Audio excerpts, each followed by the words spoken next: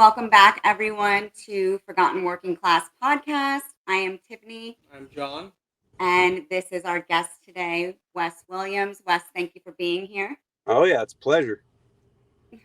We are happy to have you.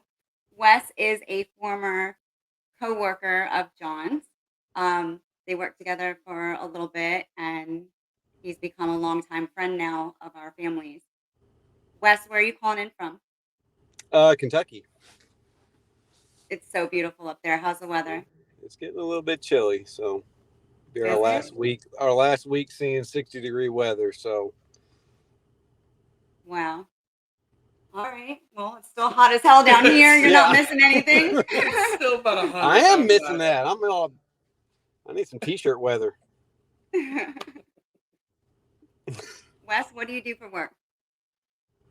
I own a company called WW Quality Services. So Okay. How old are you? I'm 41. All right. Are you married? Do you have kids? I'm married to Carrie. I say her name. I have 4 kids. Okay. 4 beautiful children and a gorgeous Oh, yeah. wife. Most definitely. So you're here because you're a blue collar worker and Mhm. you have your company. And do you have any blue collar workers on your side of the family? Kind of like a long history of them.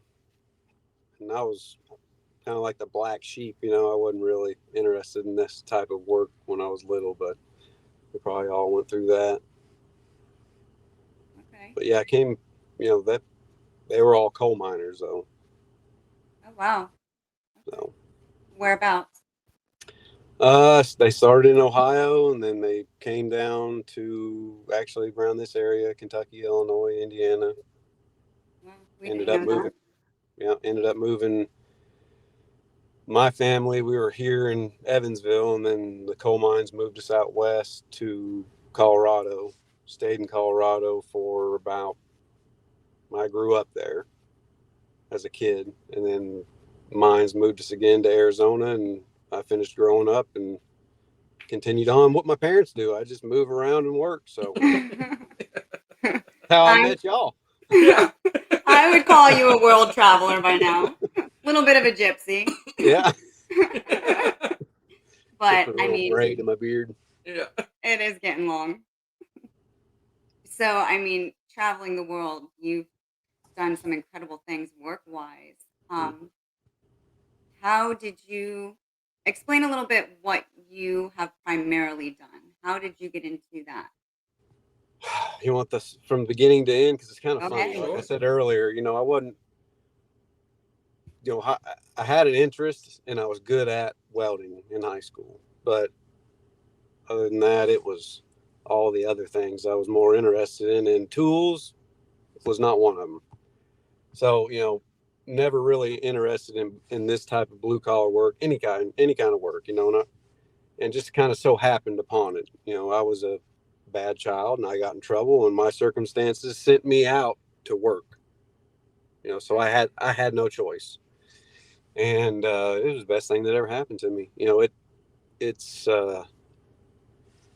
So I was 18 years old and had no work clothes, no work jeans, nothing, and was sent to Montana. My very first time I ever worked with my hands, did a job, a physical job, and it was wintertime.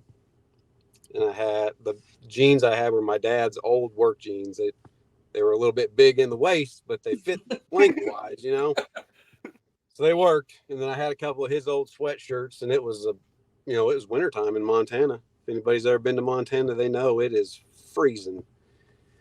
And that was my first experience as a worker, working on drag lines. And I remember my father-in-law, he was at the time, I don't know if he was the owner of the company or not, but he was there and he'd tell me, he'd say, go get me we'll say it's a channel locks, go get me a set of channel locks. I didn't care about it so much. I didn't know what channel locks were. That's how much I did not want to do that kind of stuff. I remember going to the tool shed and I'd grab 4 or 5 different tools and stick them in my back pocket. And I'd come up and I'd whip it one tool out and it wasn't channel lock, whatever it was. Yeah. And it wasn't the right thing. That ain't no damn, yeah, you dumbass. And then I'd whip out another, and then maybe I had the right one. That's how I started, but it slowly kind of just, it becomes a part of your life, and the people that you meet along the way. Obviously, y'all, I love seeing y'all shine. It's awesome, and just like holding on to these relationships with everybody.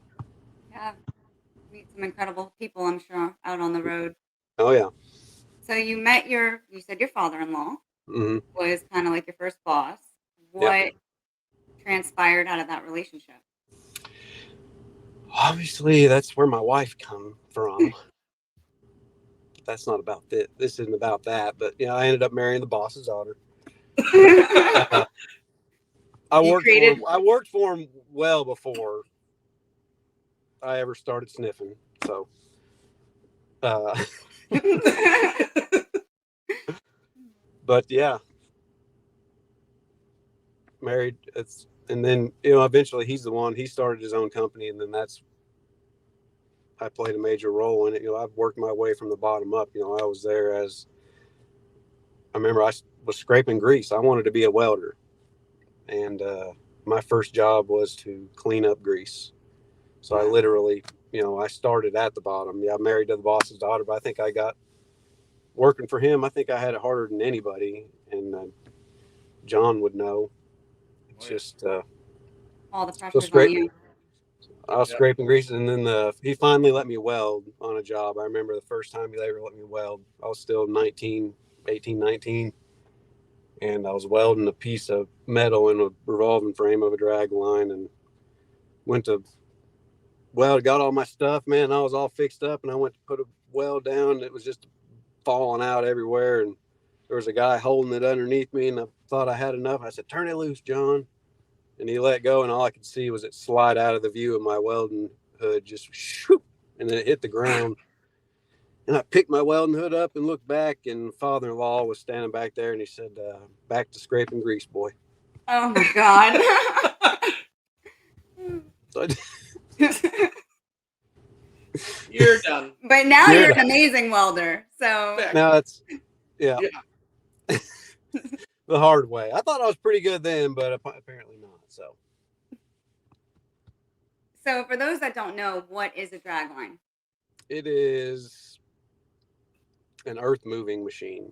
It's one of the largest pieces of equipment to either take overburden off of a desired mineral, like for instance coal, or if the desired mineral is the dirt, it removes it, and it's just really useful, and they're massive. I mean, when they take a scoop of dirt, they range from a 20 yard per scoop to up to the 200 yards in one scoop of material. So, and you maintain them? Do you operate them? What exactly do you do? we started doing small stuff. We started doing the ropes. It runs off of ropes. The bucket hangs off of ropes. So we started going in and doing drum jobs. All the ropes are on the drums. They're wire ropes. Wire ropes. Yeah. Yes. That way people don't get confused and go, "Wow, ropes hold those?" Yeah. Up? Whoa! Oh my gosh, that's cool. Really strong rope. What kind is that? Hemp rope? Yeah. But anyway, we started out doing small stuff and transitioned into actually going in and taking the machines down completely from state. We took one down from Montana and moved it to Florida. We've taken them down from Pennsylvania, moved them to South Carolina. Just long, extensive, year-long jobs is where we ended up at. And yeah, you've been on the road quite a bit. I mean, basically since 18, right? Pretty much, yeah. Your whole life on the road. Incredible. And you guys have been out of the country too for work. Yep. We did some work we went to the Bahamas for 3 months and did boom and mass job, also related with the dragline, business. So Wow. So being on the road so much, I'm sure we mentioned you have 4 children and a beautiful wife and family. I'm sure you've missed so much, you know. we call it the camper life. In Florida, we had our fifth wheel camper, and they were with me 90% of the time. The bad ones are the small jobs, like those big long year-long jobs. We miss it. The camper life? There's always an in between. If you do get a big long move or something, there's always a little bit of time in between where just smaller stuff may trickle in, and you're eating ramen noodle again. Not really, but it just slows down, and we miss all being close as a family. It's really beneficial. You guys practically had the children from the hospital to the camper. Basically, yeah. Crazy. I mean, that's hard work and dedication, and your wife is amazing. She's followed you all over the country. She is. She loves it just as much as I do. Yeah. I got a absolutely. Yeah. Backbone. There you go. Yeah, guys, if you've seen the website, argingaheadapparel.com, we have the backbone for the wives, the girlfriends, the babes. I mean, you guys are out there putting in the physical manual labor, but at home, we're taking care of the kids, the animals, the house, everything. Like I said, man, they're the backbone when they're there with the long jobs, but when they're not with the short jobs, those are the hard ones. Yeah. She's been your rock through it all. It's awesome. Yep. So back to your, working stuff. What are you doing now? Now, so the father-in-law, they all retired. Time caught up with them. He's old and enjoying what he's enjoying what he deserved. So I had to pick up and start from nothing. And I started my company. I knew the steps to take to get to where he was, and currently in those steps. So small dragline jobs, running the roads, small contracts at home for some people. We got some machines that we're building here for a guy. So just trying to stay busy. Very nice. So other than, you tear down, build back up drag lines, you weld, you said you knew how to operate the machines as well. Mm-hmm. What else are like your special skills and trainings? Because you're kind of like a jack of all trades in a sense. Yeah. Well, being a lot of knowledge. Being in coal mines or rock mines, they all require a certain amount of training for each miner that comes into it. A certain hours of training that you have to go through, and it became really kind of a pain in the butt for the company because we had so many coming in and out. It's hard to find people, and when we were finding people, it was just like 5 are here, 4 gone, 3 were here, 2 were gone. And you have to even get them there. You had to train them. So I had a bright idea. I was like, man, just send me to the trainer, train the trainer, and make me a trainer. So they ended up sending me to Beaver, West Virginia, I think. Wow. To the MSHA Institute, and did the training course, and they made me a MSHA trainer, give the safety training. And so I started doing that. Every time we'd get people in, I spent most of the time sitting in a trailer, watching the same movies over and over and over again about accidents, about, just, oh my gosh, just,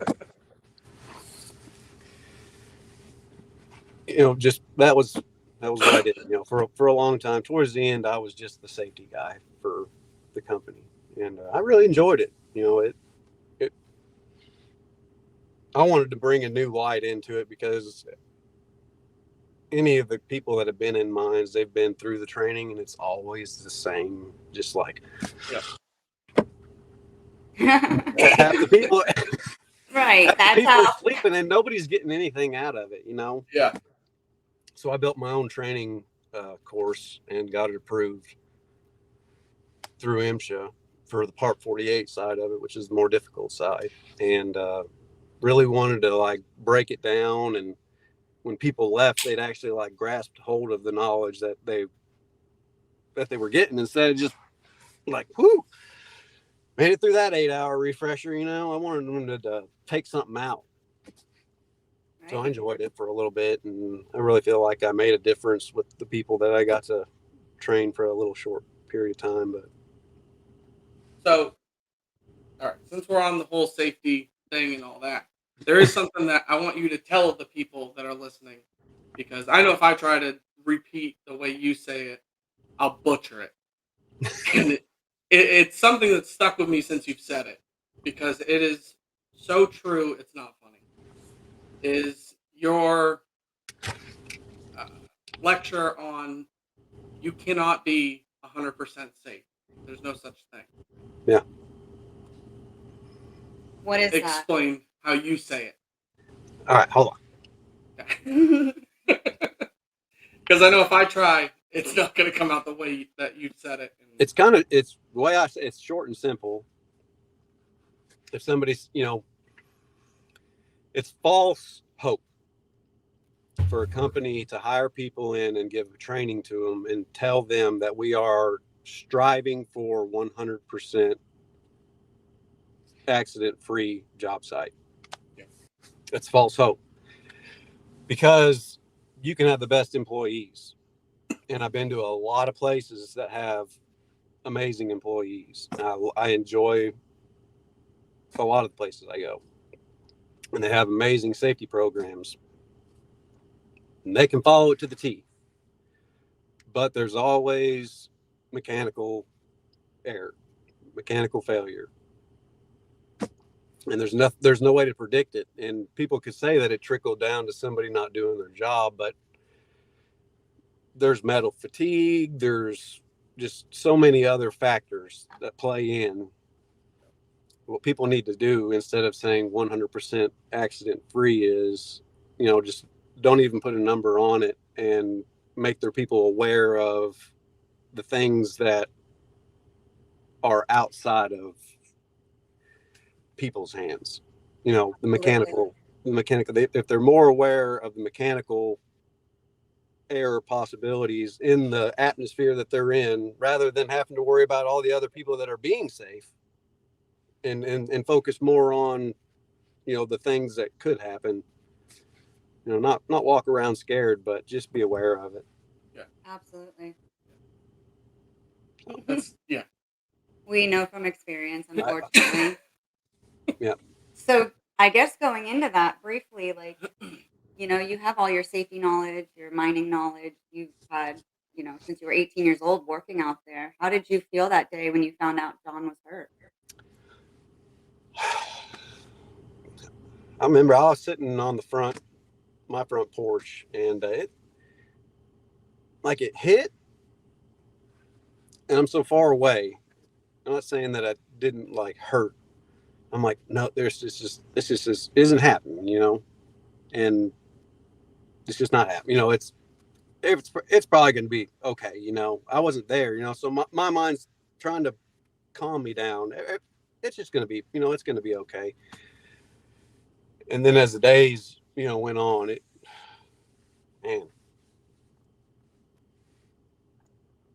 it was a rough couple days there. Yeah. You never think something like that can happen. And like you were saying, you can never be too safe. And they should be showing everybody, hey, these are real stories, real people who have been hurt. And hopefully one day they will have more presentations like that for everyone. And that's why we started this podcast, is to show real life people who fortunately have survived, but kind of living with the repercussions, because there's no such thing as being too safe out there. Like, No. shit happens, and it's so unfortunate. But Yep. And we, as it shouldn't have to sink in for a friend to get hurt. You shouldn't have to, and it just shouldn't. That shouldn't be the reason to be like, now's the time to be safe. right, It should be all the time. absolutely. So, And we know you guys are always trying to be as safe as possible. Yeah. things do happen. Nobody is invincible out there, no matter what blue collar job you're working. Nope, Have your brother's backs. and we go into it knowing that it is dangerous. So Yeah. Is that something your wife ever worries about? we just don't talk about it. You know, she's just along. I started telling her, and she's like, nope. I How's hear your day? you. And I was like, I was harnessed up about 300 something feet in the air, trying to take these bolts out, and I couldn't get them out. So I was hitting it with a hammer, and she's like, what were you standing on? I was like, the bolts that I haven't taken out yet. Extremely dangerous job. Okay, don't touch that. All right, let's not talk about it. So, yeah. And you also, your children. You have 3 boys. Mm-hmm. Do you want them to go into this type of work? I would love them to. I would like, my goal is to build something that they can either choose to be a part of or have a business model to build something of their own off of. Yes, So it's very cool. You gonna kill your car battery? I got my iPad charging on my truck and it shut off on me. Okay. Real people, guys. Yeah.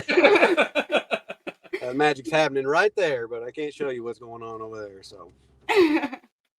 Well, we are so happy that you came on, and you want to tell everybody your business name again and let them know exactly what you do.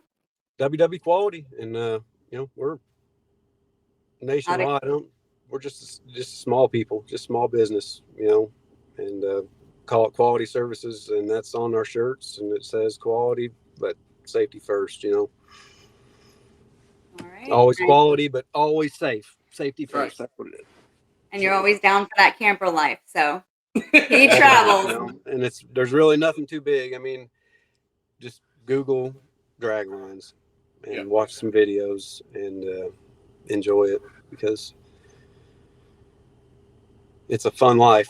They're fun to look at, but they're a lot more fun to work on, and the people that are around them. So, man, I miss you guys. I know, we miss you too. Guys, this has been a long friendship we've had, and they're an amazing family and just such awesome people. Wes is such a hard worker, and amazing person. Amazing people.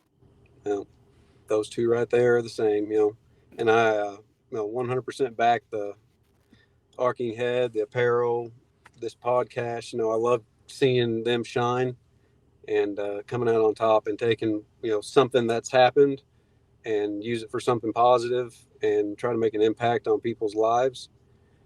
And just for blue collars, we're not in the limelight a whole lot, and it's really, maybe I don't speak for all of them, but I'd probably say for a whole lot of them, to be brought into the limelight and to just feel like that people are noticing that we do make a difference, that we are out here. There is a bunch of us, and we just appreciate you guys bringing it to light. We, at least I do. Absolutely, you guys deserve so much respect and support. You travel cross country. How long does it take for you to come down to Florida? 15 hours to get down there all the way to you, and then so. Yeah, and you mostly drive in. Right now, it's usually drive in, work for 4 or 5 days, and as soon as it's over, it's drive right back home and love up on the babies. So incredible. It'll slow down one day. That's what we're working for. So, well, you have got to train the boys on how to weld. That's right. Don't wait till they're 18. And swing them hammers. That's right. They've got a good teacher. When I'm not there, they've got the father-in-law. Yeah. He's got a lot of knowledge under his belt. Yeah. Yep, and he's not scared to put it on them. So. Yeah. But yeah. All right. We appreciate you. Oh yeah. coming on and sharing your story, and helps show this to other people and let the awareness begin. Well, it's just a breath of breath air, you know. It's that, you know, there's good in there's we're good people out here, you know. Yeah. Absolutely. don't don't put a label on blue collar people like we're some grumpy old, you know, mad stomping around kind of working class. Like we hate where we are, because I love Yeah. all the pictures that I've had that I was sending and looking through. I'm smiling in all of them. Yeah. I know, some awesome pictures I can't wait to show.